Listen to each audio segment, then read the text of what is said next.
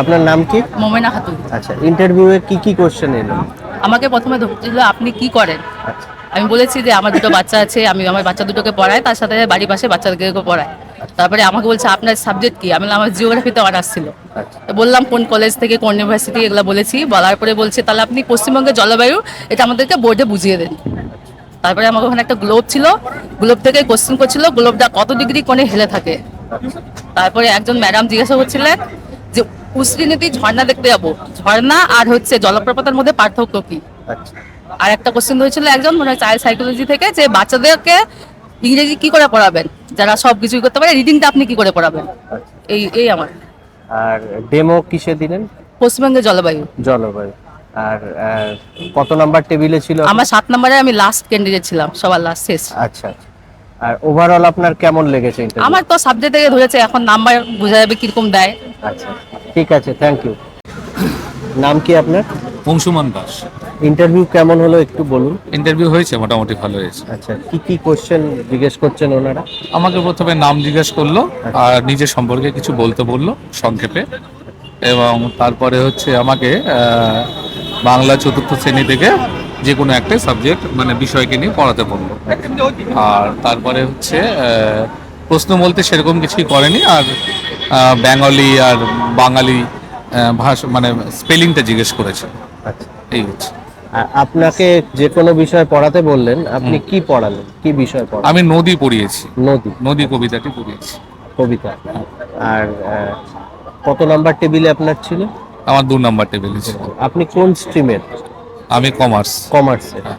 আচ্ছা, আর ওভারঅল কেমন লাগলো ইন্টারভিউ দিয়ে? হ্যাঁ ঠিক আছে, ভালো। আচ্ছা ঠিক আছে, ভালো। Thank you. হ্যাঁ, নাম কি আপনার? আমার নাম জওয়াবিন রেজা। আচ্ছা, ইন্টারভিউয়ের অভিজ্ঞতাটা একটু আমাদের শেয়ার করুন। অভিজ্ঞতা কি বেশ ভালোই লাগলো। প্রথমে তো একটা ভীতি ছিল, সেই ভীতিটা আজকে শেষ হয়ে গেল। আচ্ছা ভীতিটা সম্পূর্ণরূপে শেষ হয়ে গেল, ভালো এক্সপিরিয়েন্স। আচ্ছা, আর কি কি কোশ্চেন করলেন?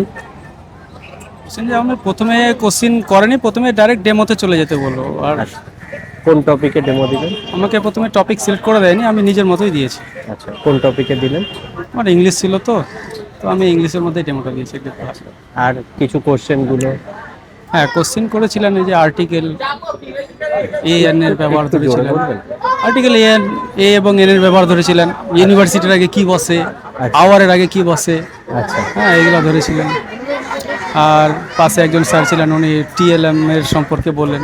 আচ্ছা আর বললেন যে পাশে আমরা টেবিলটা দেখিয়ে বললেন যে এখানে কিছু টিএলএম আছে, এরকম বললেন। আমি বললাম সব কিছু তো টিএলএম এখানে। আমরা আচ্ছা, সবকিছু টিএলএম, এটা কেন একটু এক্সপ্লেন করবেন? অ্যাকচুয়ালি ছাত্রদেরকে যখন পড়াতে হবে, তো পড়ানোর সময় তো ওদের বাস্তব উদাহরণ দিয়ে বোঝানোটা খুব জরুরি। তো টিএলএম নিজের শরীরটাকেও টিএলএম হিসাবে ব্যবহার করে না থাকলে দেখানো যায়। ওই পরিপ্রেক্ষিতে আমি সব কিছুকেই টিএলএম বলেছি আর কি। আচ্ছা, আর কোনো কোশ্চেন? একটা ধরেছিল, আমার ঠিক মনে করতে পারছি না এখন, অঙ্ক থেকে আমি এটা পাস করে গেছি আর কি। আচ্ছা, আর কত নাম্বার টেবিলে ছিল আমার আপনার? 9 নাম্বার টেবিল ছিল। 9 নম্বর। ওভারঅল আপনার কেমন লেগেছে? ভালো। আচ্ছা ঠিক আছে, কি নাম আপনার? আমার নাম রাজকুমার বর্মন। আচ্ছা, ইন্টারভিউ কেমন হলো? ইন্টারভিউ খুব ভালো হয়েছে, আমি স্যাটিসফাইড। আচ্ছা, কি কি কোশ্চেন ধরেছেন? কোশ্চেনের মধ্যে খুব জানাশোনার মধ্যে কোশ্চেন রয়েছে, যেহেতু আমি উত্তর দিনাজপুর থেকে, উত্তরবঙ্গ থেকে। আচ্ছা। তো আমার জায়গার খুব বিখ্যাত একটা জিনিস পাওয়া যায়, সেটা হচ্ছে তুলে পাঞ্জা চাল। হ্যাঁ হ্যাঁ। সেটার জন্য ওরা খুবই খুশি। আচ্ছা। তো বলছে কি জন্য বিখ্যাত, আমি বললাম যে এটা সুগন্ধির জন্য বিখ্যাত, হ্যাঁ। এরকম চাল কোথাও পাওয়া যায় না আর। হ্যাঁ সেটা গেল। তারপর বলে স্বাধীন ভারতের প্রথম মুখ্যমন্ত্রী, আমাদের পশ্চিমবঙ্গের মুখ্যমন্ত্রী, আচ্ছা। ওটা বললাম, আচ্ছা ডক্টর প্রফুল্লচন্দ্র ঘোষ। আচ্ছা আর তারপর ধরলো যে পরিবেশ নিয়ে ডেমো দিয়েছিল। হ্যাঁ, তুমি বাচ্চাদের পরিবেশ বুঝাও। তো আমি খুব সুন্দর করে আমার মতো করে বুঝলাম, ওরা খুব মানে খুশি, যে আমার মুখ দেখে আর কি বুঝলাম আর কি। আচ্ছা। আর আর ও সহজ পর্বটা অলঙ্করণ কি করেছেন, আচ্ছা। ওটা নন্দলাল বসু। হ্যাঁ হ্যাঁ। বললাম তো যা যা করেছে মোটামুটি সবই পেরেছি।